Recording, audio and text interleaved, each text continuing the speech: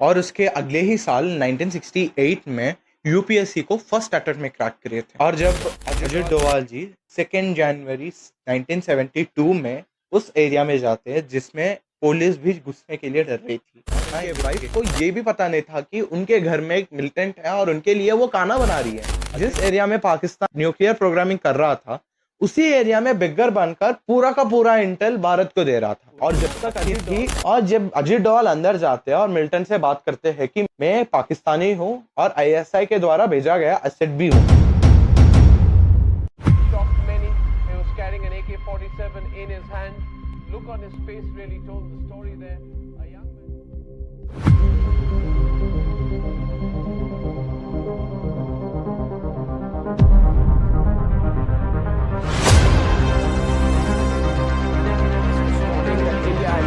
Surgical strikes across the line of control in Pakistan.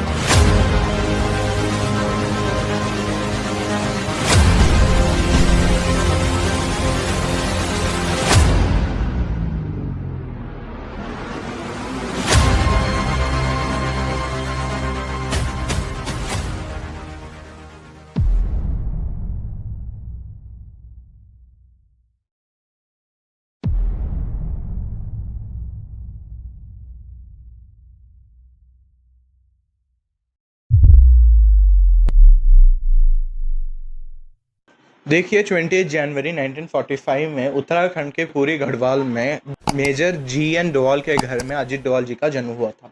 उनके पिता army में काम करते थे और उनकी मदर यूपी के एक्स सीएम एच.एन. बहुगुणा की चचेरी बहन थी। क्योंकि उनके फादर आर्मी में काम करते थे, जब उनका ट्रांसफ़र राजस्थान में हुआ था, अजित डोभाल जी का एजुकेशन अजमेर के राजस्थान के इंडियन मिलिट्री बोर्डिंग स्कूल में हुआ था। और 1967 में अजित डोभाल जी ने आगरा यूनिवर्सिटी से इकोनॉमिक्स के मास्टर डिग्री को हासिल किया था। और उसके अगले ही साल 1968 में यूपीएससी को फर्स्ट अटेम्प्ट में क्रैक करे थे। और जब अजित डोभाल जी का आईपीएस का ट्रेनिंग हो जाता है, उनका ट्रांसफ़र केरला के कोट्टम डिस्ट्रिक्ट में होता है। वहाँ उन्होंने एपीएस का काम किया था। जब अजित डोभाल जी एसपी बनते हैं और 28 दिसंबर 1971 में कुछ ऐसा होता है जिसने अजित डोभाल जी को बहुत फेमस बना दिया था। हुआ कुछ ऐसा, केरला के कन्नौम डिस्ट्रिक्ट में होटल नूरजहां में एक बंदा अपनी शू बाहर फेंक देता है और इसे लेकर दो रिलीजियस ग्रुप्स में बहुत ज़्यादा लड़ाई हो जाती है। और ये बात इतनी ज़्यादा ख़राब हो गई थी कि वहाँ पर दंगे शुरू हो गए थे, लूटपाट चालू हो गया था, दोनों ग्रुप्स के शॉप्स को जलाना भी चालू हो गया था। और ये सिचुएशन इतना भयंकर हो गया था कि पुलिस भी वहां जाने से डर रही थी। तब कांग्रेस की गवर्नमेंट थी और होम मिनिस्टर थे के करुणाकरन। उनके ऊपर बहुत ज़्यादा प्रेशर आना चालू हो गया था। उनको एक ऐसा बंदा चाहिए था कि हाँ, जो निडर हो और जिसका माइंड शार्प हो, जिसका एक्शन स्पीड बहुत ज़्यादा हो। और जब डिस्कशन हो रहा था, तब एक ऑफिसर बोलते हैं कि एक नया बंदा आया है जिसका माइंड शार्प है और वो निडर भी है, वो है अजित डोभाल। और के.एन. करुणाकरन ने अजित डोभाल जी को इस जॉब में सिलेक्ट कर दिया था। अजित डोभाल जी 2 जनवरी 1972 में उस एरिया में जाते हैं जिसमें पुलिस भी घुसने के लिए डर रही थी। अपना इन्वेस्टिगेशन चालू करते हैं, छोटे छोटे डिटेल्स को गैदर कर अपनी चीफ को बताते थे। और अजित डोभाल जी ने इस पूरे मूवमेंट में स्ट्रैटेजिक इंटेलिजेंस सिस्टम का यूज किया था। उन्होंने उन्हीं स्पेसिफिक एरियाज में हाई पुलिस को डिप्लॉय किया था जहां से इन सारे दंगों का कोऑर्डिनेशन हो रहा था।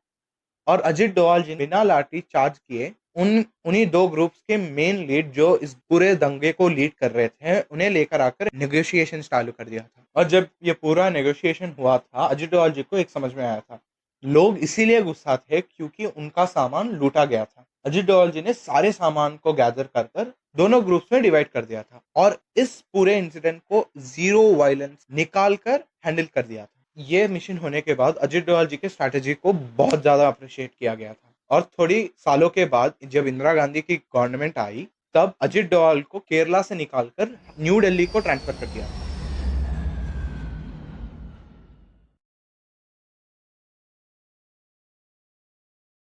और मिड 1972 में अजित डोभाल को इंटेलिजेंस ब्यूरो आईबी के डायरेक्ट ऑपरेशंस में ऐड कर दिया था। इससे अजित डोभाल जी की जासूसी दुनिया स्टार्ट होती है। और इसी साल में अजित डोभाल जी ने शादी भी की थी। उनको दो बेटे होते हैं, विवेक डोभाल और शौर्य डोभाल। जब अजित डोभाल जी अपनी आईबी की ट्रेनिंग कर रहे थे, तब इंदिरा गांधी मिजोरम को लेकर बहुत परेशान थी। हुआ कुछ ऐसा, तब मिजोरम असम का ही पार्ट था और वहाँ का लैंड फट गया था। वो लैंड फार्मिंग के लिए यूज नहीं थी। वहां के फार्मर्स गवर्नमेंट से 1.5 लाख का डिमांड किए थे कि गवर्नमेंट ने उस डिमांड को रिजेक्ट कर लिया था। तब एक बंदा जिसका नाम है लाल डेंगा, उसने एक पार्टी बना दी, जैसे अब कॉकरोच जनता पार्टी है, मिजो नेशनल फ्रंट। ये लाल डेंगा पब्लिक के प्रॉब्लम्स को लेकर आवाज उठाता था गवर्नमेंट के खिलाफ। और तब मिजोरम असम का ही पार्ट था और गवर्नमेंट जॉब्स उन्हीं लोगों को आते थे जिनको असमी लैंग्वेज आता था। इन सारे पॉइंट्स को लेकर लाल डेंगा पॉइंट उठा रहा था और पब्लिक भी उसको सपोर्ट कर रही थी। प्रॉब्लम तब आउट ऑफ कंट्रोल हो जाता है जब असम के राइवलरीज में मेजॉरिटी ऑफ पॉपुलेशन मिजो की थी और गवर्नमेंट इस ग्रुप के 2 बटालियंस को बैन कर देता है। और ये 2 बटालियंस अपने स्टेट आते हैं। गुस्से में थे, इनमें से 7 लोग लाल डेंगा के साथ हाथ मिलाते हैं और बोलते हैं कि गवर्नमेंट हमारे साथ नाइंसाफी कर रही है और आम जनता को भड़का रही है। और थोड़ी थोड़ी दिनों के बाद ये एमएनएफ बहुत ज़्यादा स्ट्रांग हो जाती है और इन सारे मिलिटेंट को लेकर वायलेंस स्टार्ट कर देती है और गवर्नमेंट के ऊपर बहुत ज़्यादा प्रेशर पड़ रहा था। और ये लोग एक सेपरेट कंट्री की डिमांड भी कर रहे थे और असम के मिलिट्री कैंप्स के ऊपर अटैक कर देते हैं और मिजोरम को एक सेपरेट कंट्री घोषित कर इंडिया फ्लैग को निकालकर अपना ओन फ्लैग लगा देते हैं। और वहाँ के लोकल पीपल का सपोर्ट एमएनएफ को था और 7 मिलिटेंट्स को भी था। अगर इंडियन गवर्नमेंट कोई एक्शन या आर्मी को भेजकर वहाँ कुछ करवाई, पब्लिक उनके ऊपर बैकफायर हो जाएंगे। इसीलिए इंडियन गवर्नमेंट के ऊपर बहुत ज्यादा प्रेशर था और अजित डोवाल को मिजोरम भेजा जाता है। आईडी के चीफ ने अजित डोवाल को मिजोरम नहीं भेजा था। इनफैक्ट अजित डोवाल खुद जाके पूछते हैं कि मुझे मिजोरम भेजो, वहां का हालात ठीक करने दो, और अजित डोवाल को आईबी का हेड बनाकर मिजोरम भेजा जाता है। और अजित डोवाल ने विद इन 1 वीक में जो पूरा का पूरा इंफॉर्मेशन रहता है ना, वो उसको कलेक्ट कर दिया था। और उस इंफॉर्मेशन में पता चलता है कि जो मिजोरम का मेजॉरिटी ऑफ पावर है वो पूरे 7 कमांडर्स के हाथ में है। और पता चलता है कि उन 7 कमांडर्स और लाल डेंगा के बीच एक कॉन्फ्लिक्ट चल रहा है और उन 7 कमांडर्स का बेस म्यांमार के माउंटेन्स के ऊपर स्थित था। अजित डोवाल म्यांमार के माउंटेन के पास एक स्पाई बनकर जाते हैं और उन 7 कमांडर्स से फ्रेंडशिप करना चालू कर देते हैं और धीरे धीरे उन 7 कमांडर्स का ट्रस्ट जीत लेते हैं। और इनफैक्ट अजित डोवाल उनके ड्रिंकिंग पार्टनर भी थे। और एक दिन अजित डोवाल ने उन 7 कमांडर्स को अपने घर बुलाकर पोक खिलाकर पार्टी भी की थी और उनके वाइफ को ये भी पता नहीं था कि उनके घर में एक मिलिटेंट है और उनके लिए वो खाना बना रही है। अजित डोवाल ने कहा था कि तुम इंडिया का पार्ट बन जाओ और इंडियन गवर्नमेंट मिजोरम को एक सेपरेट स्टेट भी डिक्लेयर करेगा और जो जो पब्लिक नीड्स है उसको सॉल्व भी करेगा। और कहा था कि मिजोरम का एक सेपरेट सीएम भी रहेगा। और अजित डोवाल ईयर 1972 से लेके 1974 तक इन 7 कमांडर्स को मनाते रहते हैं और इन 7 कमांडर्स में से 6 कमांडर्स इसको लेके एक्सेप्ट करते हैं और अजित डोवाल की साइड ले लेते हैं और मिजोरम मिल जाता है भारत में और मिजोरम एक सेपरेट स्टेट है और उसके फर्स्ट सीएम है लाल डेंगा। जब अजित डोवाल ये मिजोरम का केस सॉल्व कर रहे थे तब सिक्किम एक प्रिंसली स्टेट था, उसका प्रॉब्लम राइज होता है। हुआ कुछ ऐसा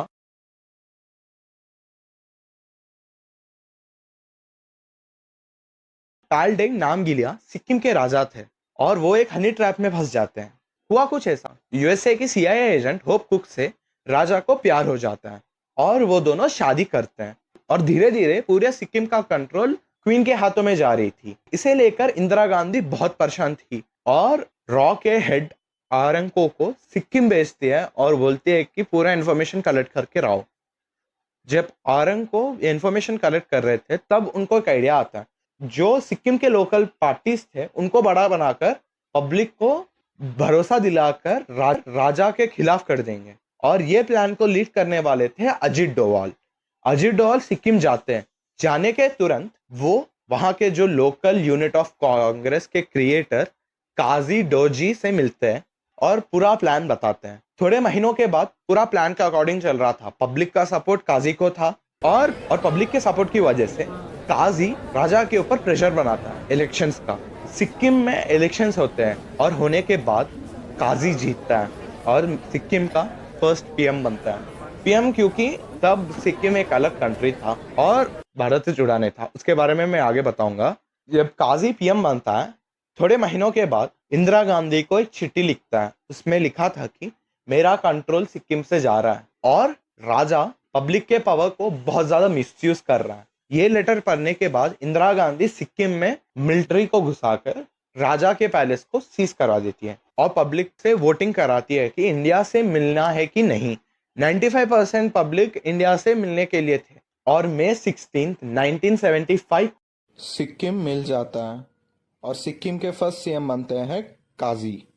मिजोरम सिक्किम के काम के वजह से अजित डोभाल को प्रेसिडेंसी ऑफ पुलिस का मेडल भी दिया जाता है। जनरली ये मेडल 14 इयर्स के एक्सपीरियंस में दिया जाता है, पर अजित डोभाल के काम के वजह से उन्हें 7 इयर्स में ही मेडल मिल जाता है और इसके बाद अजित डोभाल का नाम बहुत ज़्यादा पावरफुल बन जाता है। इतना पावरफुल कि एनएसएस नेशनल सिक्योरिटी सिस्टम में अजित डोभाल को एक की प्लेयर का रोल भी मिल जाता है और मिजोरम और सिक्किम की काम के वजह से अजित डोभाल को पाकिस्तान जाना पड़ता है।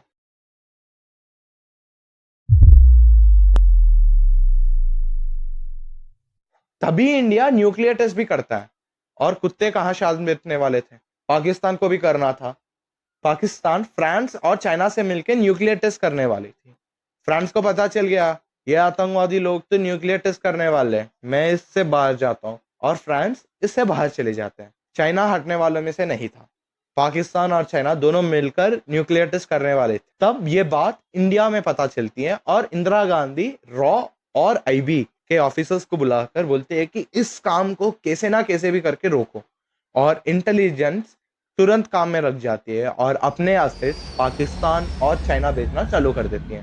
और उसमें अजित डोभाल का नाम भी था। अजित डोभाल को इंडियन एम्बेसडर ऑफ सिक्योरिटी बनाकर पाकिस्तान भेजते। अजित डोभाल 7 साल तक पाकिस्तान में थे और स्पाई बनकर जो भी इंफॉर्मेशन न्यूक्लियर टेस्ट का था पूरा इंडिया भेजते हैं। जिस एरिया में पाकिस्तान न्यूक्लियर प्रोग्रामिंग कर रहा था उसी एरिया में बिगर बनकर पूरा का पूरा इंटेल भारत को दे रहा था। और जब तक अजित डोभाल पाकिस्तान में थे तब तक इंफॉर्मेशन देते जा रहे थे। अजित डोभाल 2 बार पाकिस्तान में पकड़े भी गए थे। एक बार इस्लामाबाद में उनकी ईयर पियर्सिंग देखकर पकड़े गए थे। मैक्सिमम ये ईयर पियर्सिंग हिंदू कल्चर में देखा जा सकता है। एंड अजित डोभाल जब कवाली सुन रहे थे तब उनका फेक दाढ़ी लूज हो गया था। बाजुआ वाला बंदा बोलता है कि तुम्हारा फेक दाढ़ी लूज हो रहा है। ये 2 बार पकड़े जाने के बाद भी अजित डोभाल इंडिया को इंफॉर्मेशन देते जा रहे थे और यहाँ इंडिया में बहुत ज्यादा उथल पुथल मच गया था। बिन रंगवाल का इंसिडेंट हो गया था, ऑपरेशन ब्लू स्टार हो गया था। ऑपरेशन ब्लू स्टार की वजह से सिख कम्युनिटी बहुत ज्यादा गुस्सा हो गई थी इंडियन गवर्नमेंट के ऊपर और इंदिरा गांधी मर भी जाती है। ये सब होने के बाद फिर से मिलिटेंट गोल्डन टेम्पल में घुस जाते हैं।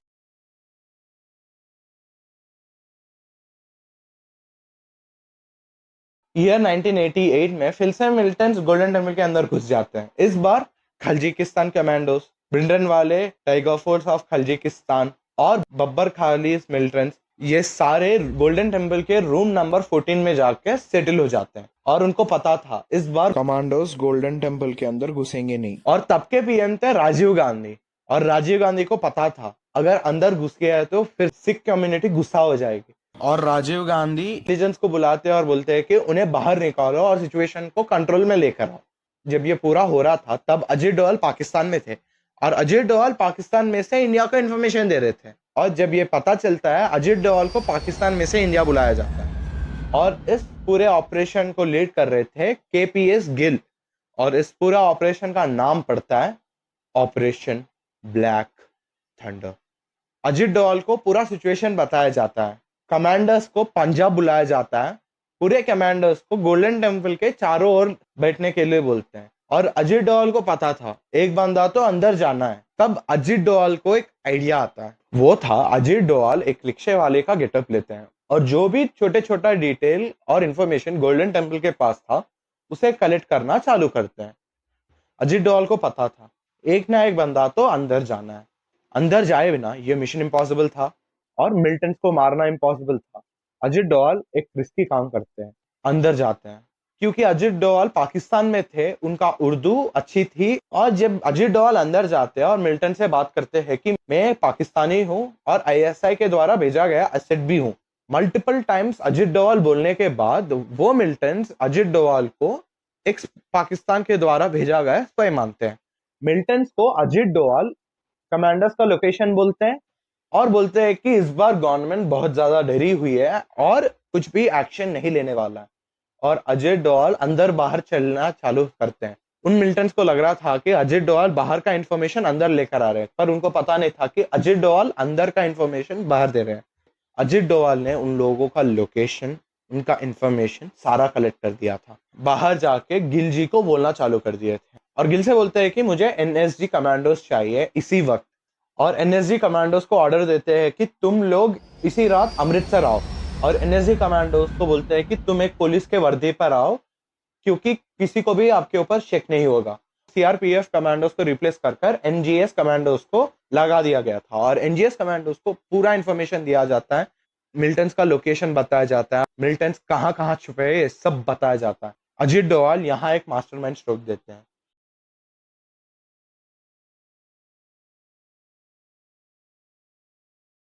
गोल्डन टेम्पल का पानी और पावर कट कर देते हैं।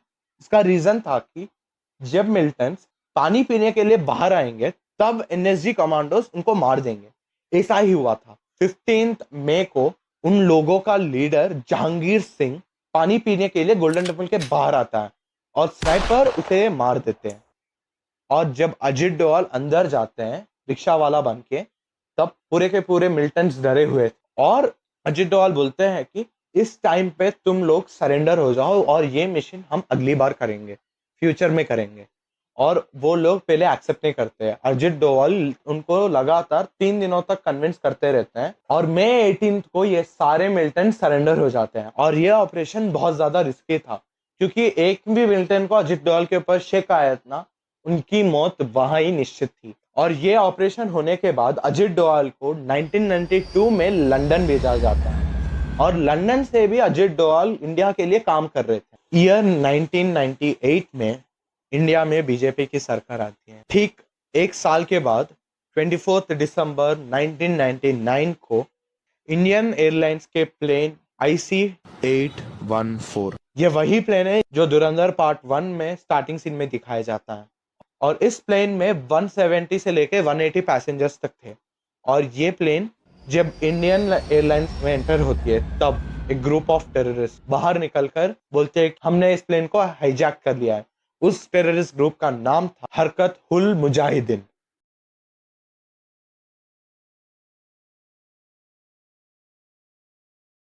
और वो टेररिस्ट ग्रुप पायलट के पास जाकर बोलती है कि पाकिस्तान में जाकर लैंड कराओ, पर पायलट बोलता है कि प्लेन में तो फ्यूल नहीं है। और डिस्कशन करने के बाद टेररिस्ट बोलते हैं कि तुम अमृतसर में लैंड कराओ और वहां से फ्यूल भराओ। उनको पता था इंडिया कोई भी ऑपरेशन प्लान नहीं करेगा, क्योंकि पूरे पैसेंजर्स के लाइफ उनके हाथों में थे। According to the plan pilot Amritsar में लैंड कराता है, पर वहां फ्यूल भरा नहीं गया।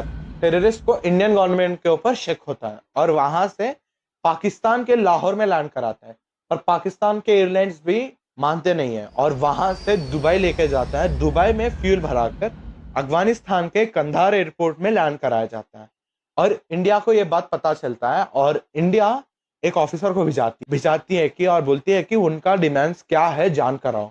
और वो लोग, जब ये इंडियन ऑफिसर कंधार जाता है, उन लोगों से बोलता है कि तुम्हारे डिमांड्स क्या है। वो बोलते हैं कि हमें एक नेगोशिएशन करने वाली टीम चाहिए। इंडियन गवर्नमेंट बिना टाइम वेस्ट किए 7 नेगोशिएटर्स को भेजती है, उनमें से अजित डोभाल भी एक पार्ट, क्योंकि 1971 से लेकर 1998 में 15 हाईजैक्स हुए थे और उन हाईजैक्स का नेगोशिएटर था अजित डोभाल। और इंडियन गवर्नमेंट को अजित डोभाल के ऊपर ट्रस्ट भी था। और जब ये नेगोशिएशन टीम वहां जाती है तब वो टेररिस्ट ग्रुप एक ही डिमांड के ऊपर टिका हुआ नहीं था। अजित डोभाल को गुस्सा आता है और बोलते हैं बी स्पेसिफिक, एक ही डिमांड के ऊपर टिके रहो। और टेररिस्ट एक चिट्ठी के ऊपर उनके डिमांड्स लिख कर देते। उस चिट्ठी में लिखा था कि उनके 36 टेररिस्ट लोगों को रिलीज करें और उसके साथ $200 मिलियन भी दें। अजित डोभाल इसको रिजेक्ट करते हैं, पर इंडिया में प्रॉब्लम बहुत ज्यादा बढ़ गया था, क्योंकि गवर्नमेंट के ऊपर पैसेंजर्स के फैमिली का प्रेशर था, मीडिया चारों तरफ से घिरी हुई थी। अजित डोभाल कंटिन्यूअसली नेगोशिएट करते हैं और वन फाइनल डिस्कशन में कहते हैं कि तुम्हारे 36 टेररिस्ट में से हम 3 टेररिस्ट को छोड़ देंगे। अजित डोभाल के बात को लेकर टेररिस्ट ग्रुप भी ओके बोलता है और ये मिशन सक्सेसफुल रहता है। पर इस मिशन के बाद अजित डोभाल ने एक बात ठान ली थी, एनएसजी एजेंट्स को कैसे भी करके स्ट्रांग बनाना है। इसे स्ट्रांग बनाने के लिए अजित डोभाल ने बहुत सारे स्टेप्स लिए थे। MAC, multi agency centres, joint task force, etcetera etcetera. और ये था आज का वीडियो। अजित डोभाल जी के बारे में बताने के लिए बहुत ज़्यादा चीज़ें हैं, पर इस वीडियो का ड्यूरेशन मन में रखते हुए मैं इस वीडियो को यहाँ एंड कर रहा हूँ। अगर आप लोगों को इस वीडियो का पार्ट 2 चाहिए तो कमेंट कर दीजिए, पार्ट 2 मैं कंपलसरी बनाऊंगा। And if you like this video, hit that like button, comment down below your opinion, share this video to your friends and family, hit the subscribe button as well as the bell icon. I am Likith signing off. Jai Shri Ram. ये नया हिंदुस्तान है, ये घर में घुसेगा भी और मारेगा भी।